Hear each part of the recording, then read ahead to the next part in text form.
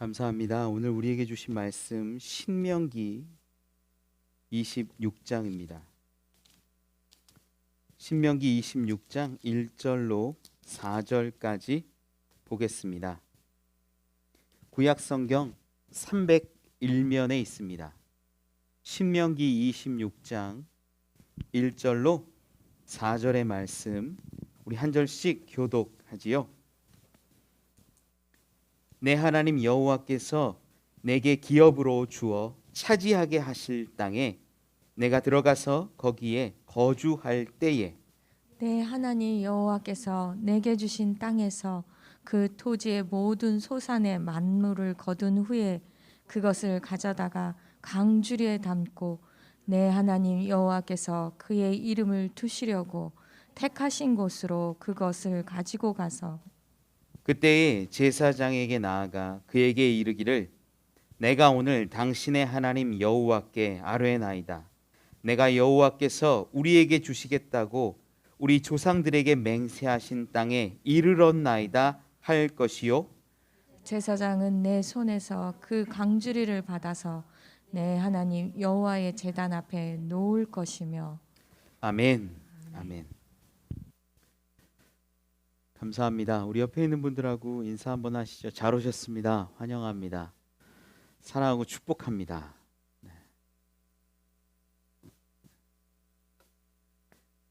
2014년도 우리나라에서 세계 수학자 대회가 열렸습니다. 한국에서는 처음으로 열렸었는데요.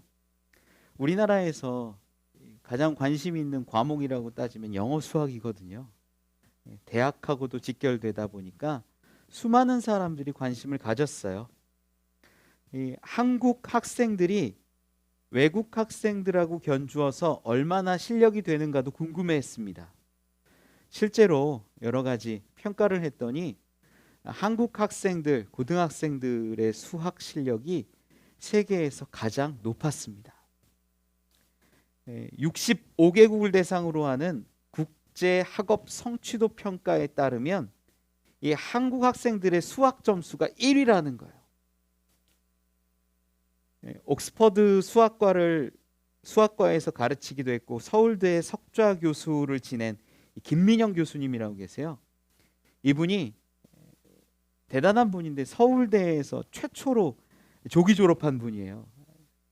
이분이 얘기하기를 우리나라의 수포자, 수학을 포기한 학생들의 실력이 미국의 아이비리그를 들어가는 학생들보다 실력이 더 낫다라는 거예요.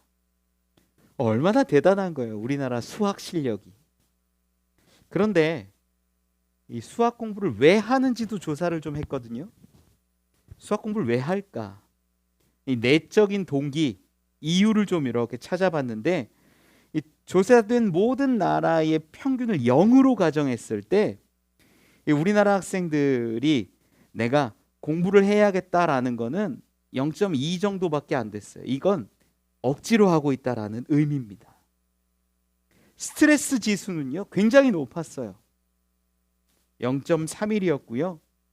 이 수학이라는 과목을 도구로 내가 대학을 갈 수 있어, 내가 좋은 직장을 얻을 수 있어, 내 앞길을 잘 가게 할 도구가 될 거야 라는 마음으로 가졌던 친구들이 0.39, 엄청 높은 수치였어요.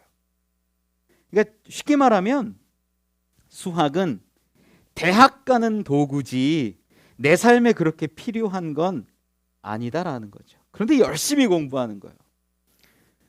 저희 어머니 권사님이 때때로 하는 말이 그겁니다. 야, 더하기 빼기 곱하기 나누기만 하면 세상에서 살아갈 때 불편한 거 하나도 없어. 진짜 그렇잖아요. 어려운 건 다 컴퓨터가 공식들이 다 해주잖아요. 왜 모두가 다 그렇게 고등학생들은 수학에 목을 맸을까요? 즐거워서 기뻐서? 아닙니다. 아마 대학을 가고 싶어 하는 마음이 제일 컸을 겁니다. 그런데 예배도 마찬가지인 것 같아요. 한국 교회만큼 뜨거운 교회를 저는 세계 유례를 봐도 없습니다. 새벽에 대형 교회 가면 수천 명씩 몰려듭니다.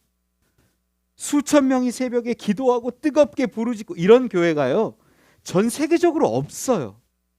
외국 사람들이 신학할 때 한국에 대해서 연구하면 한국의 기도, 통성 기도에 대해서 공부하기도 하고 새벽 기도에 대해서 연구하기도 합니다. 그만큼 한국 교회의 열정과 뜨거움은 대단합니다. 그런데 한국인들, 신앙인들의 기쁨의 지수를 보면 어떨까요? 만족의 지수를 보면 어떨까요? 생각보다 낮다라는 거예요. 왜 그럴까요? 뜨겁게 신앙생활하고 기뻐하고 살아가야 할 사람들이 왜 즐겁지 않은 것일까요? 혹시 예배가 의무감으로 드리는 예배 아닐까요? 의무감이나 억지로 드리는 예배라면 오래 가지 못합니다. 의무감이나 억지로 드리는 예배라면 오래 갈 수가 없습니다. 진정으로 기뻐하는 일을 할 때 성과가 따라오지 우리는 억지로 할 수 없다라는 거예요. 예배할 때 우리 하나님을 바라보면서 하나님을 예배의 경배의 대상으로 섬기고 예배합니다. 하나님은 영이시니 예배하는 자가 영과 진리로 예배하라고 성경은 증언하는데 그 고백이 우리 가운데 참으로 있기를 원합니다. 예배는요, 기쁨으로 감사로 드리는 거예요.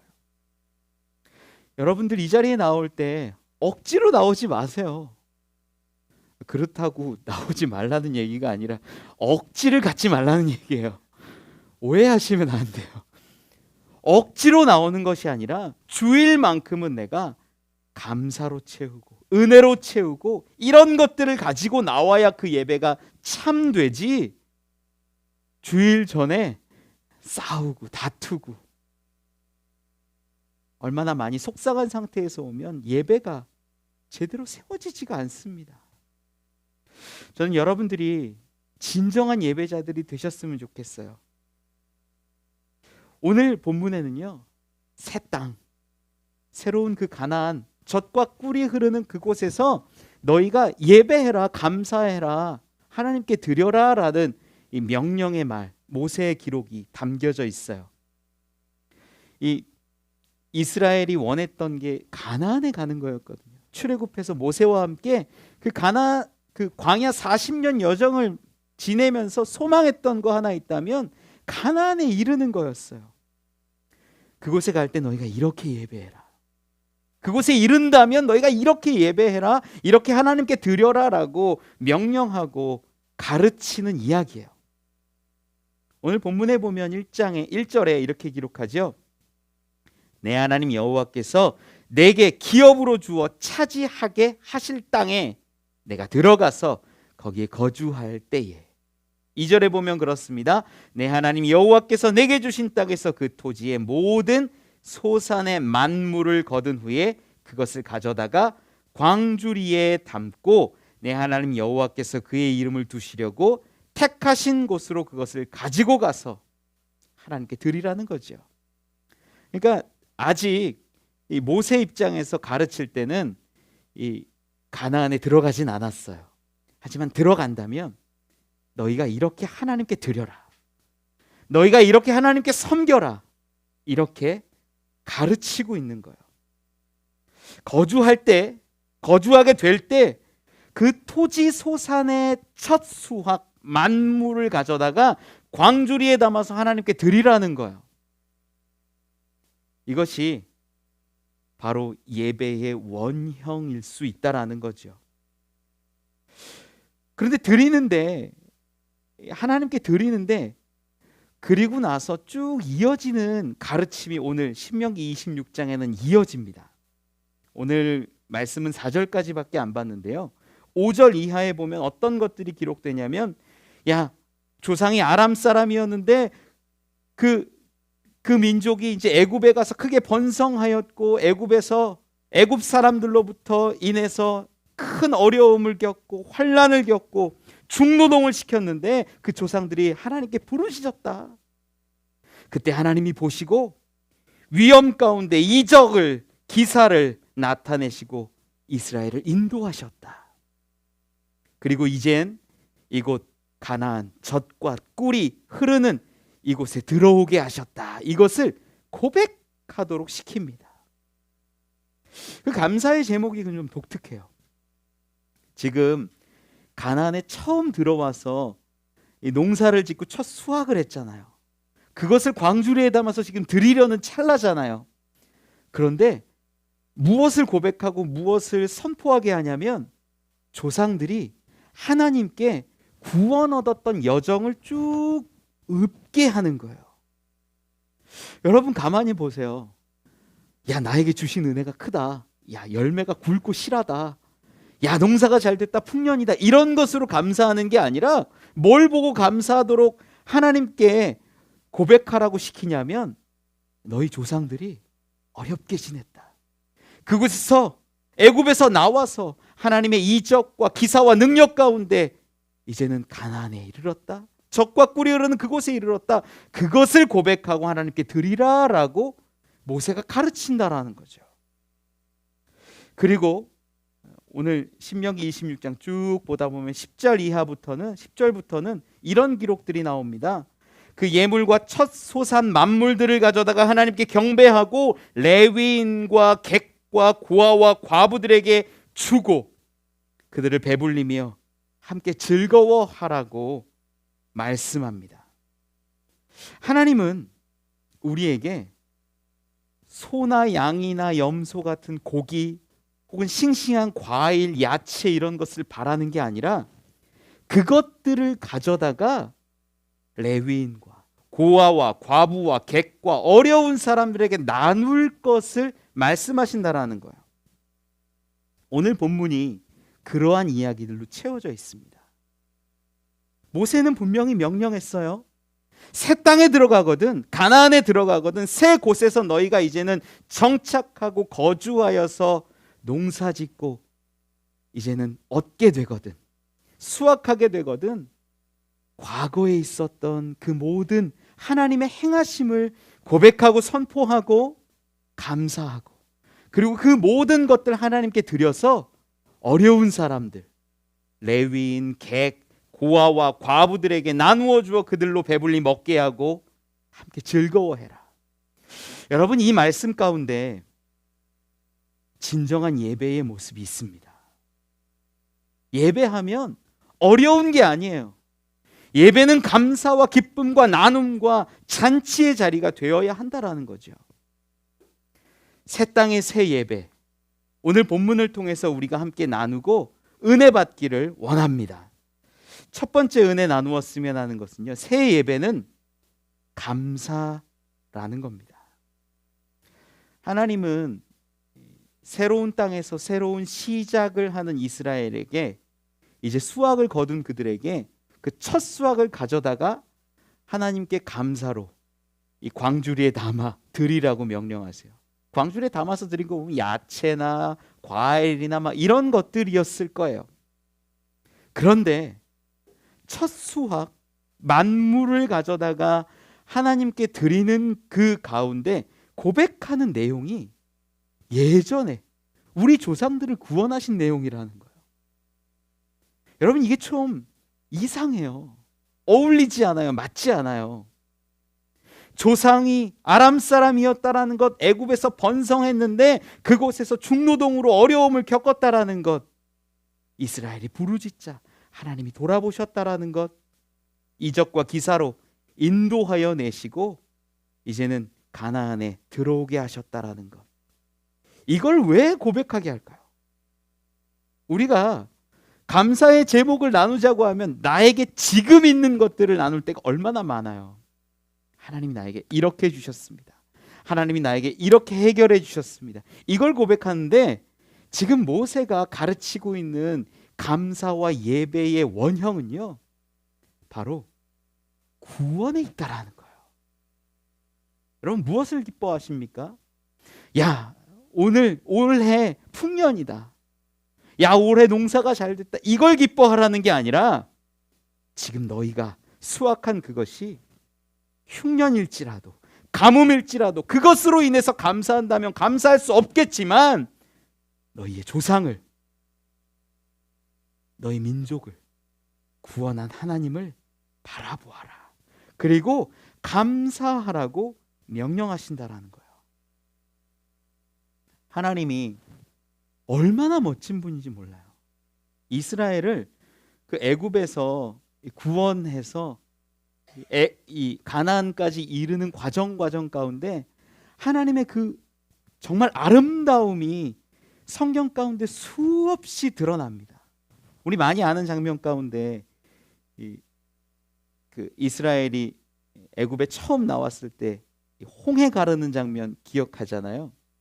그때 그 이야기가 출애굽기 14장에 기록되어 있는데, 이 사람들이 처음에 모세가 야, 저 바닷가로 가자 했을 때 사람들이 뒤에서 쫓아오는 애굽의 병거들을 보면서 뭐라고 얘기했냐면, 출애굽기 14장 11절에 애굽에 매장지가 없어서 당신이 우리를 이끌어내어 이 광야에서 죽게 하느냐, 이런 식으로 따져 물어요.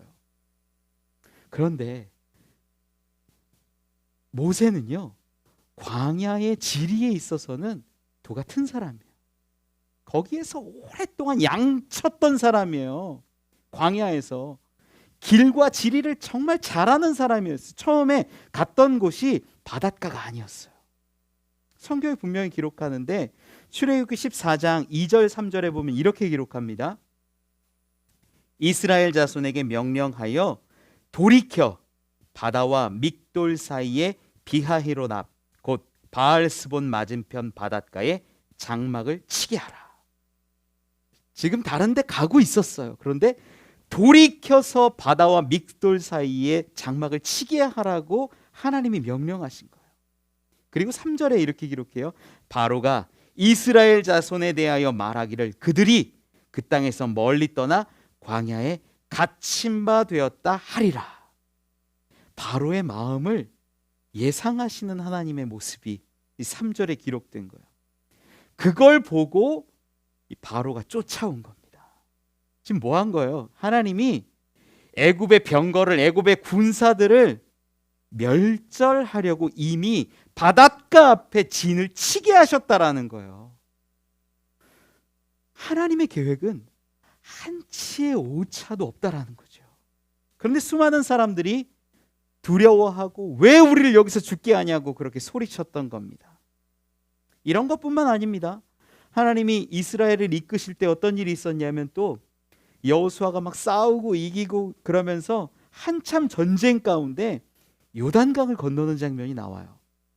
이 요단강을 건너는 장면 가운데 이 요단을 건너면 바로 앞에 이제 성이 하나 있는데 그게 여리고입니다. 이 요단을 건너기 전에 이제 저기 가면 여리고고 우리가 무너뜨려야 될 거야 다 알고 있는데, 요단을 건넌 다음에 행한 것이 할례예요. 이상한 거예요. 할례가 뭐예요? 남자 성기의 일부를 떼어내는 거잖아요. 그러니까 아파서 움직이지도 못하고 싸움하는 건 불가능합니다. 그 어디서 하는 게 맞아요? 강 건너기 전에 하는 게 맞아요. 그게 이치예요. 그게 당연해요. 사람의 생각이에요. 그런데 하나님은 건너게 하시고 그곳에서 할례하라고 명령하세요. 그 정보를 만약에 여리고가 알았다면 그때 쳤으면 이스라엘 죽었습니다. 끝났어요. 근데 하나님이 어떻게든 그걸 가리셨는지, 그리고 또한 여리고를 이길 때 보세요. 그들이 싸움으로 이겼습니까? 아니라는 거예요. 성을 돌고 나서 함성을 지르니까 하나님께서 그 성벽을 허무시고 놀라운 기적과 능력으로 그 땅을 이스라엘에게 주신 것 아닙니까? 하나님의 계획은요, 하나님의 역사하심은요, 우리가 생각하는 것 이상이고 분명하고 확실하고 한치의 오차가 없다라는 걸 여러분 믿으시기 바랍니다. 오늘 본문 가운데 그러한 모든 역사를 가르치고 이야기하며 그로 인하여서 감사하라고 이 모세는 이야기해요. 사실 제가 내가 가나안 땅에 들어갔다라고 가정을 해보면요, 가나안에 들어가서 내가 열심히 농사 지어가지고 첫 수확물을 가져다가 이걸 감사하는 게 맞습니까? 아니면 야, 광야를 떠도는데 하늘에서 항상 만나가 내려. 하늘에 은혜가 있어. 내가 뭘 하지 않아도 먹을 것이 내려오고 거두기만 하면 돼. 그게 은혜가 큽니까? 생각해 보면 그냥 아무 이유 없이 하늘에서 내려오는 은혜가 더 감사의 제목들이 많을 것 같아요. 그런데 그때 감사하라는 것이 아니라 이 첫 수확을 가지고 내가 피땀 흘려서 일하고 노력해서 얻은 수확물, 그 만물 가지고 하나님께 온전히 드려라라고 이야기해요. 여러분, 이 드림은요, 하나님이 여기까지 이끄셔서 이제 하나님이 받기를 원하는 거고요. 이제는 그 자리를 통하여서 하나님이 영광 받기를 원하시는 자리, 이제는 새 나라 새 땅이 됐음을 선포하는 것이기도 하다라는 거예요. 저는 하나님께서 역사하신 그 은혜와 구원을 경험한 사람들이 진짜 예배를 드리기에 좋은 사람들임을 믿어요. 은혜를 경험하지 못한 사람들은요, 참 기쁨으로 감사로 나와 예배하기가 참 힘듭니다. 우리 교회 성도님 중에 몸이 정말 아파가지고 고생하신 분이 있어요. 코로나가 터지고 교회를 거의 못 오다시피 했어요. 큰 병이 몸을 쳐서 참 고난과 아픔 가운데 지냈습니다. 이루 말할 수가 없을 만큼의 통증으로 잠도 못 이루고 그렇게 지내셨어요.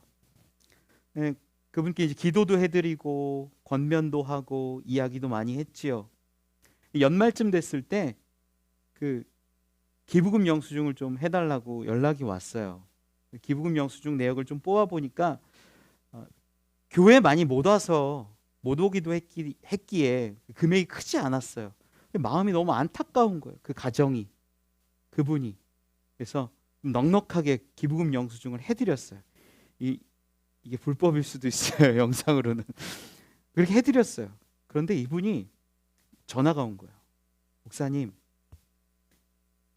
몸이 아파서 항상 너무 힘들었는데 이렇게 기도해 주시고 늘 챙겨주신 것도 고마운데 헌금한 거 적은 것 아는데 이렇게 많이 해주시기도 하고 고맙고 민망하고 막 그렇다는 거예요. 그러면서 이분이 막 울먹여요. 제가 얘기했어요. 하나님이 참 사랑하신다고. 그리고 주신 달란트가 참 많은데 우리 함께 예배했으면 좋겠다고. 같이 우리 성도들이 많이 기다린다고. 그 이야기를 하니까 얼마나 좋아했는지 몰라요. 중보기도 팀에도 부탁해가지고 같이 기도했습니다. 정말 같이 간절히 기도했어요. 그분 가서 신방하고 나면 저도 마음이 참 무거웠거든요. 그런데 놀랍게 그분이 회복하기 시작했어요. 병원마다 어렵다 힘들다라고 이야기했는데 회복이 시작되더라고요. 기도를 하고 부르짖고 그러고 나니까 그분이 회복하는데 목소리가 달라졌어요. 목사님 감사해요. 정말 감사해요. 과거에 우리 교회 올 때 어떠셨냐면 목사님 감사한데 아유 어려운 것도 많아요. 항상 그 가운데 안타까움이 있고 걱정이 있고 염려가 있었어요. 그분이. 그런데 지금 이 순간에 더 좋아진 거 없어요. 더 해결된 것도 없어요. 더 잘된 것도 없어요. 그런데 입술이 감사로 변했다라는 거예요. 전 그게 너무 놀랍더라고요. 지금 상황을 보면 아직도 치료받고 있고 어렵고 그 가정에 어려움이 많이 있지만 고백하는 것들이 감사로 바뀌었어요. 하나님이 일하시고 있음을, 하나님이 도우시고 있음을 그가 경험했기 때문이라는 거죠. 저는 모세가 이스라엘에게 명령한 그 감사의 제목들을 우리도 볼 수 있기를 원합니다. 내 손에 이 풍성한 이 물질이 많아서 열매가 많아서 감사하고 하나님께 드리는 게 아니라 나를 구원하신 그 사랑이 커서 우리 부모를 살려주신 그 사랑이 커서 나를 몇 년 전에 몇십 년 전에 나를 만나주시고 나를 구원하신 그 사랑이 너무 커서 매일 매순간 매자리 올 때마다 감사하고 찬양할 수 있게 된다라는 겁니다. 여러분, 오늘 내가 이렇게 잘 산다라는 것으로 감사하지 말고 하나님 나를 구원하셨습니다. 나를 만나주셨습니다. 나를 살리셨습니다. 라는 고백으로 이 시간 이 자리 가운데 나오시길 바랍니다.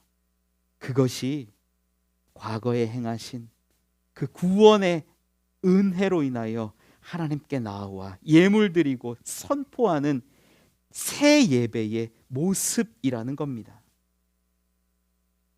첫 수학의 감사와 드리는 예배가 내 손에 있는 것에 있지 않고 과거에 주셨던 은혜와 구원에 있음을 이제는 기억하고 주를 찬양하고 고백하는 분들이 되시기를 원합니다. 특별히 2000년 전 십자가의 보혈과 대속, 그 놀라운 사랑으로 인하여서 우리를 구원하신 그 은혜, 그 놀라운 사랑이 지금도 사실이고 분명히 존재하고 있음을 여러분 믿으시기 바랍니다. 이것 하나로 우리가 감사할 수 있다라는 거예요. 이스라엘 백성들 이 광야에서 한 세대가 지나가요. 그 애굽에서 나왔던 사람들이 대부분이 못 들어갔어요, 가나안에. 그런데 저들이 부모가 겪은 하나님, 부모가 만난 하나님, 부모가 얻은 구원을 통하여서 감사하고 하나님께 드리는 것 아닙니까? 2000년 전에 이 땅 가운데 오시고 보혈을 흘리시고 십자가 가운데 죽으시고 부활하신 주님이 우리 가운데 구원의 역사가 되십니다. 그분으로 인하여 우리가 감사하고 찬양할 수 있다라는 거죠. 우리가 세상에 종되었을 때, 세상에 묶여 있을 때 기쁘지 않았고 고통스러웠지만 그 속에서 부르짖음을 들으시고 우리에게 찾아오셔서 우리를 구원하신 그 사랑, 예수의 그 십자가 구원을 감사하며 나오는 분들이 되기를 원합니다. 새 예배는 그래서 온전한 감사입니다. 그렇게 나올 때 예배가 더 기뻐집니다. 감사로 가득 찰 줄 믿습니다. 두 번째 은혜 나누었으면 하는 것은요, 새 예배는 드림과 나눔이라는 겁니다. 하나님께 드리는 예배는 번제와 소제, 화목제, 속죄제, 속건제 이런 것들이 있어요. 다양한 기록들이 있죠. 대부분 하나님께 드리는 것이고 불에 태워 사르는 것입니다. 그런데 오늘 본문에 보면 이 12절에 분명히 이렇게 기록합니다. 셋째 해 곧 11조를 드리는 해에 내 모든 소산의 11조 내기를 마친 후에 그것을 레위인과 객과 고아와 과부에게 주어 내 성읍 안에서 먹고 배부르게 하라. 보통 제사 드린 제물은요, 레위인과 레위인에 속한 자들에게만 허락되는 게 일반이에요. 그들이 먹는 것들이었습니다. 그런데 오늘 본문에 보니까 이 땅의 소산을 얻었을 때에 그것으로 객에게, 과부에게, 고아에게, 어려운 사람들에게 나누어 저들이 먹고 배부르게 하라고 말씀하고 있어요.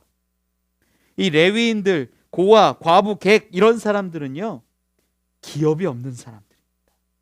땅이 없고 능력이 없고 소망이 없는 사람들이에요. 레위인은요, 성경에 정한 것이 기업이 없어요. 레위인에게 기업이 하나님만 되시기 때문에 하나님만 바라보고 살아가는 사람들인데, 그러니 먹을 것이 똑 떨어질 때도 많았습니다. 과부요? 고아요? 지금 말하면 무엇합니까? 그 당시에는 더 먹고 살기 어려웠고 생명을 부지하는 것조차도 쉽지 않았습니다.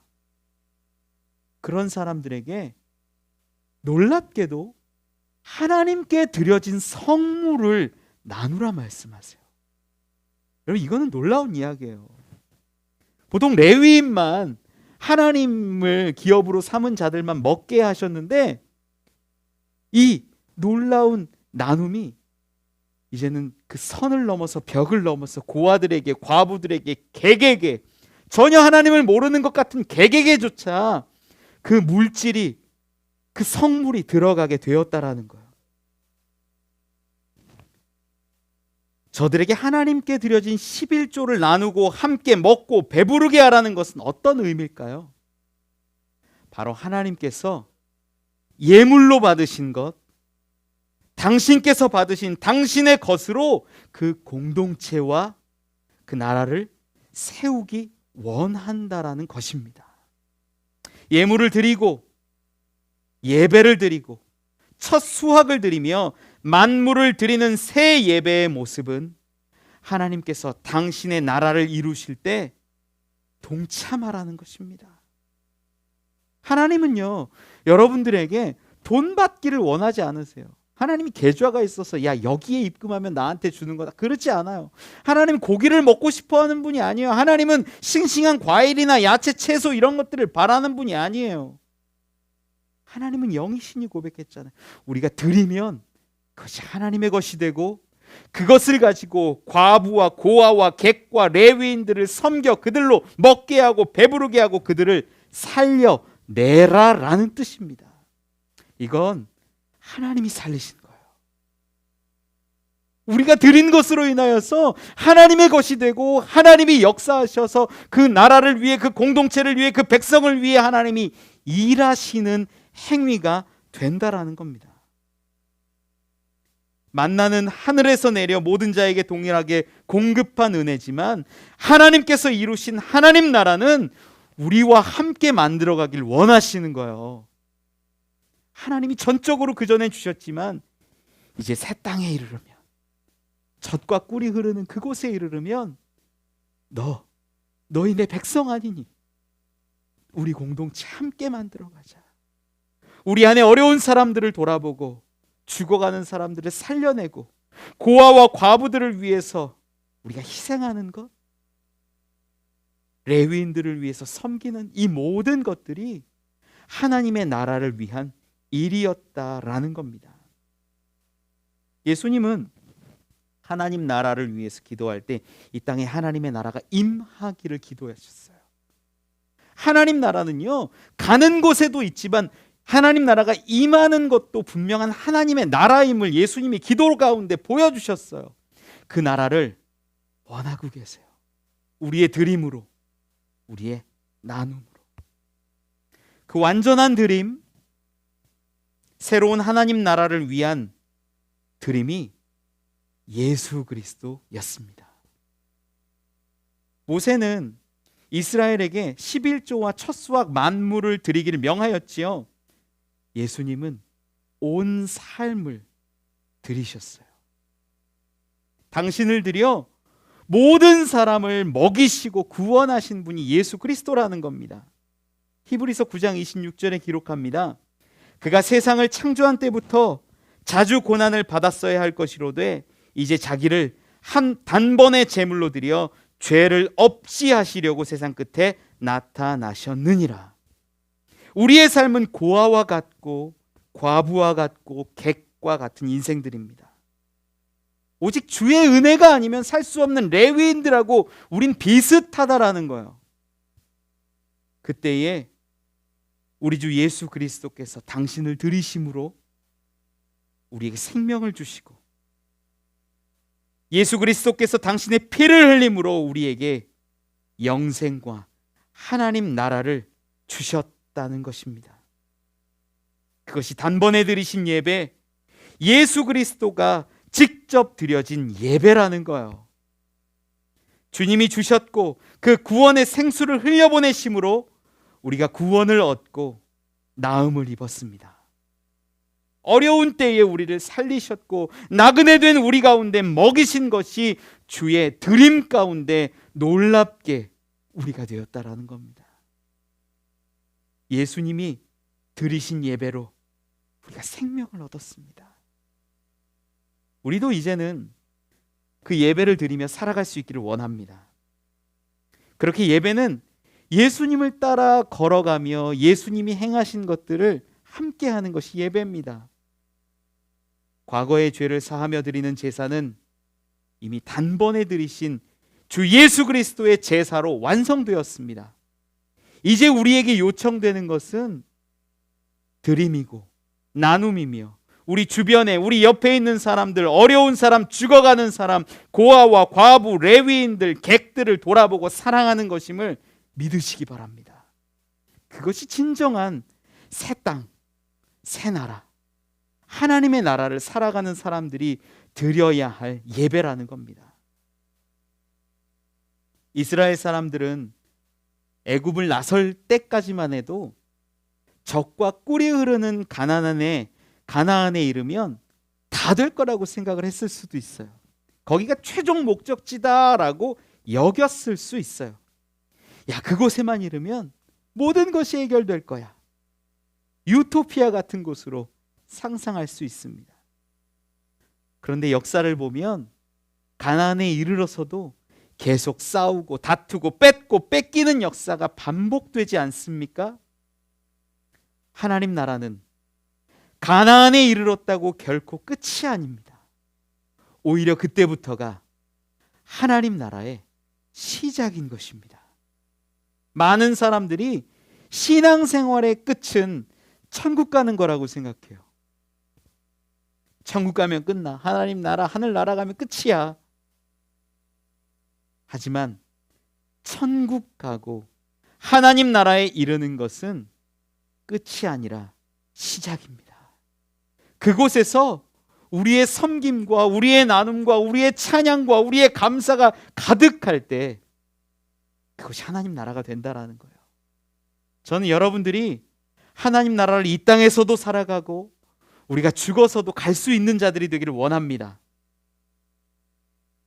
우리가 드리고 섬기고 나눌 때 우리의 예배를 통해 하나님 나라는 더욱 아름답게 울려 퍼지고 이곳에서 고백했던 그 고백들이, 찬양들이 더욱 아름다운 열매로 하나님께 드려지며 우리 모두가 기쁘고 행복한 하나님 나라에 이를 줄 믿습니다.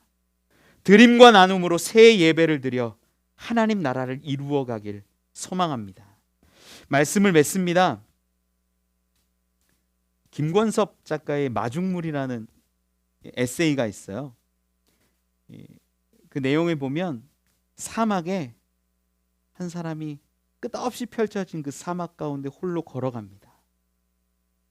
나그네가 목말라서 죽을 지경에 이르렀을 때 오아시스를 발견하는데 그 오아시스 달려가 보니까 펌프가 하나 있고 그 옆에 마중물이 한 그릇 있는 거예요. 그리고 써 있습니다.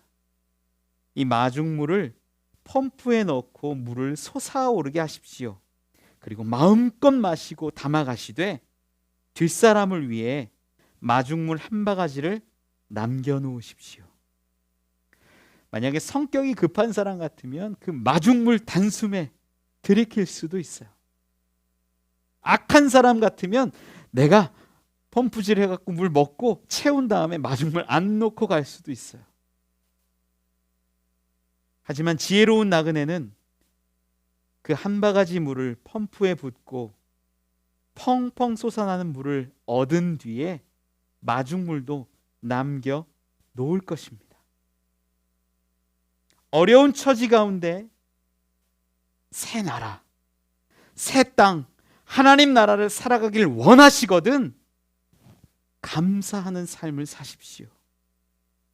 드리는 삶을, 드리는 예배를 드리십시오. 그리고 우리 가운데 나눔과 섬김이 있기를 원합니다. 그때 하나님 나라가 새로운 땅 가운데 임할 줄 믿습니다. 우리가 감사하고 찬양하고 드려서 나누고 섬길 때 그것이 하나님 나라가 됩니다. 지금 너무나 많은 곳에서 코로나가 터지고 있어요. 우리 같이 작은 교회에서도 코로나 확진자 분들이 나오고 있지요. 그런 분들마다 여선교회에서도 그렇고 교회에서도 그렇고 조그만 섬김들을 흘려 보내고 있습니다. 저는 이것이 너무나 아름다운 모습이라고 믿어요. 없는 사람을 섬기고 힘든 사람을 돌아보고 아파하는 사람들 가운데 나아가는 것, 그것이 하나님께서 바라는 예배 아닐까요? 여러분, 진정한 예배자로 사십시오. 감사와 찬양, 드림과 나눔으로 진정한 예배자들이 되십시오. 그때 하나님의 나라가 우리 가운데 임할 것을 믿습니다.